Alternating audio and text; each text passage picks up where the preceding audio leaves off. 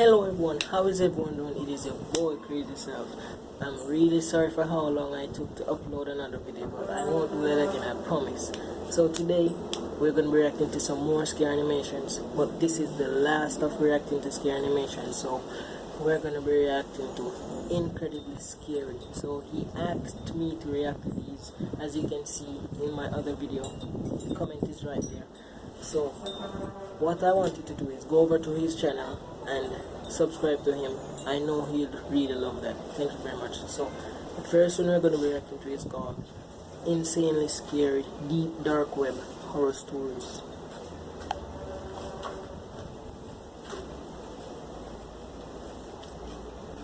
This looks really scary, dude. After what happened, I'm never touching the deep internet again. What happened there will never leave my mind. I was talking to my friend. His name was Aless, and he told me to check out this website called the Deep Dark Web. I never heard of it and thought it might have been a dope website like Reddit or something.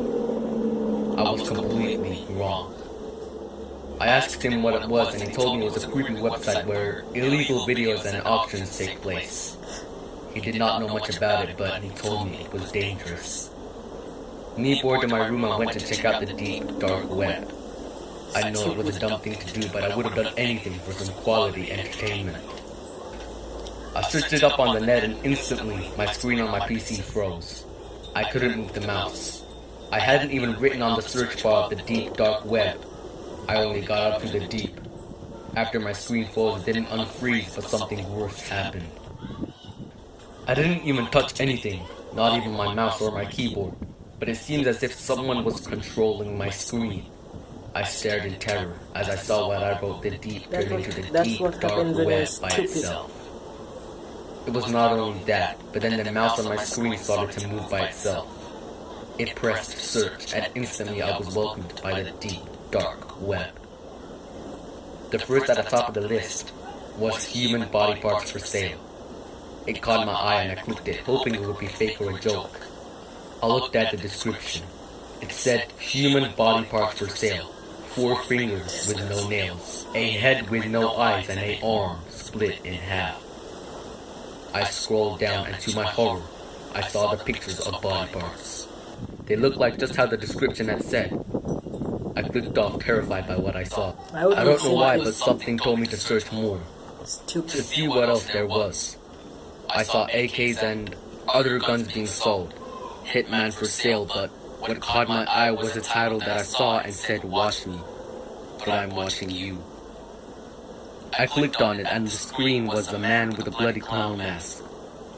He was wearing black gloves and a black white suit.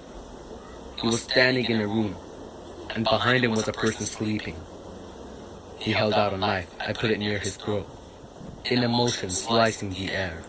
He approached the person. The person looked like as if he was around 17 or 20 years old. He rested the knife in the man's throat. I sat there in terror, hoping nothing would have happened to the person.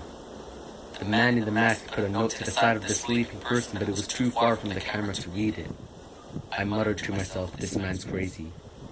I don't know if it was a coincidence or not, but the live stream ended after I said that.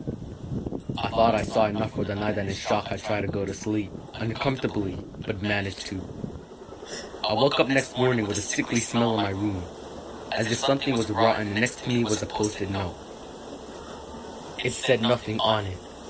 When I looked at the wall behind me, there was red liquid dripping down. It said, who's crazy now?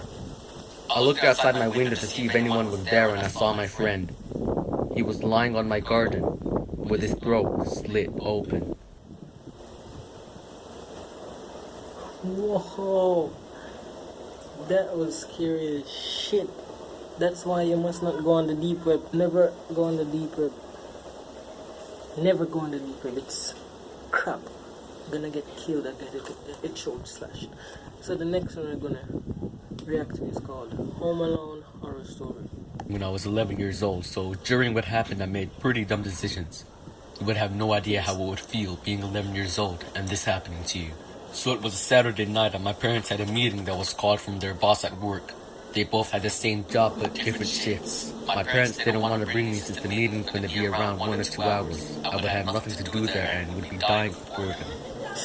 My parents also thought of hiring a babysitter, but there was no need because they were also good friends with the next door neighbors. So they told them to phone me every 15 minutes so they knew everything was okay. Quickly after that, my parents left and I sat on my couch watching a horror movie that my parents told me not to watch. But it was going to be 2 hours since they were going to come back anyway, so I thought, why not? They wouldn't know. I was 15 minutes into the movie and suddenly got startled and jumped by the phone which rang. I remembered that the neighbors were going to call me, so I picked up the phone. I heard the lady next door on the phone say to me, hello.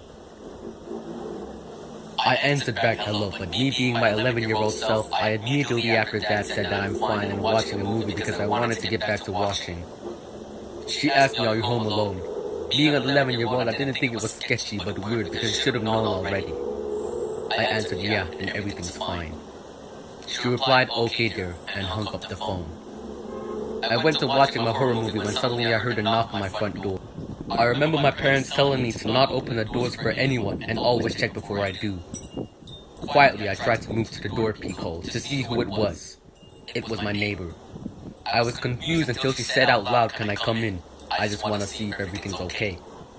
I was confused because I already told her over the phone that I was fine.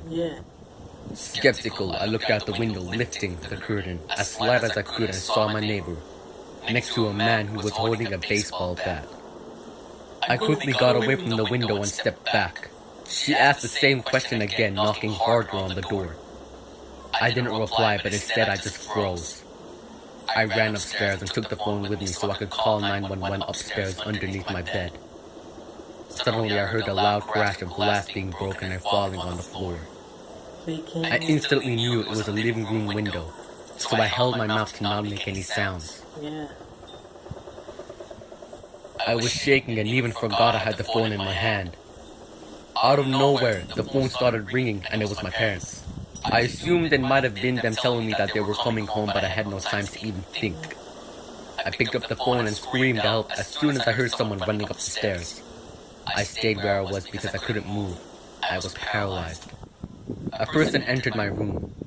I saw boots stop in front of my face, and from behind I got yanked out from underneath the bed and got a knife held at my throat with someone covering my eyes. I could feel the sharp steel pushing against my throat.